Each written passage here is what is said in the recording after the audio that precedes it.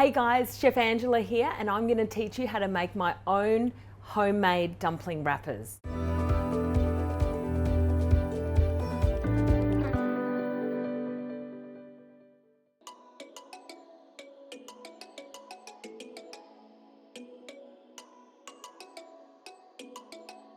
Now usually you wouldn't do this, but if you really wanted to have a go, it's quite fun and really interesting. It will take you about 1 to 2 hours, so you need time to really prove the dumpling wrapper dough.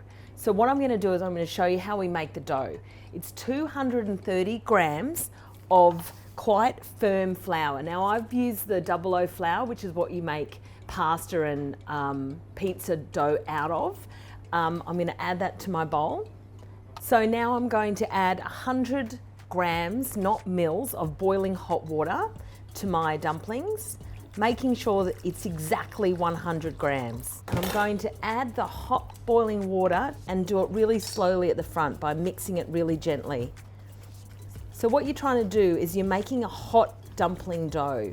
Now after you've actually added all of that hot water, we're going to add 30 grams of room temperature water.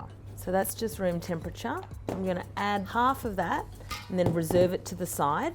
And now we're going to just mix it together with chopsticks. You could use your hands or a fork, but this way is a little bit more authentic. It's going to come together like a dough. Keep going, get those arm muscles going. I'm going to add a tiny bit more water, and it's almost like how you'd make pasta. Well, it's coming together really nicely now. I'm going to take that off the end of my chopstick and add the remaining water. That's the room temperature water. We're going to get in there and we're going to knead the dough. Now it's really important that you knead it quite well until it's all combined. So pulling it around and kneading it with your knuckles. So now it's coming together quite nicely. It's quite hot actually, so be quite careful. We're going to knead that for just 30 more seconds and we're going to rest it for an hour and a half. And then after an hour and a half, I'll show you how to roll out your dumplings. It's that easy. Okay, going to literally make it into a ball, very similar to how you would make your pizza dough. Pop it in the bottom of a dish and you want to let it prove. So you want to just grab a tea towel or something that's going to keep it hot and pop that aside for an hour and a half. And now that our dumpling pastry has been sitting for about an hour and a half, you can see that the pastry is risen in size. We're just going to remove it from the bowl now. And I'll throw a little bit of the 00 flour onto the bench. So what we want to do is we want to really knead it. Now I can feel that the pastry's really become a lot softer and a lot more delicate to touch. We're just going to roll that out. Just knead that out there. Now, what I would do is literally roll it into a long sausage shape so that we can get the size that we need. Grab a little bit more flour, and this will determine the size of your dumpling wrapper. I'm just going to cut it in half, and then we're going to roll it out again so we can get smaller, rounder shape in our dumplings. Pop this one to the side. Obviously the store-bought wrappers are a lot easier from an Asian grocery store, but this is a little bit of fun for the weekend. Now that we've got that in a shape that's very uniform, I'm going to start with my first wrapper.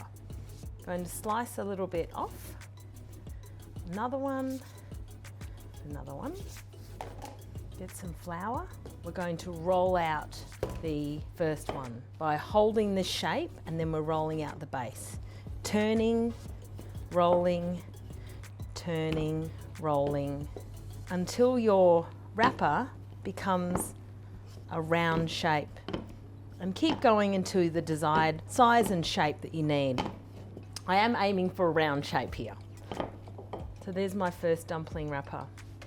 Going again. Keeping that as round as possible, holding the top and rolling down, down and around, down and around, down and around, and so on. You don't need to be too precious about the shape of the dumpling because after you're wrapping it, you won't actually even see the size. It's more about the thinness and the thickness of the dumpling. You want it as thin as possible. You can see that that is so super, super thin. And the third one is you're just rolling the bottom half of the dumpling wrapper. And there you have it, paper thin. I would probably use these straight away rather than keep them. The other way that you could actually keep them is by freezing them and then pulling them out and using them straight away.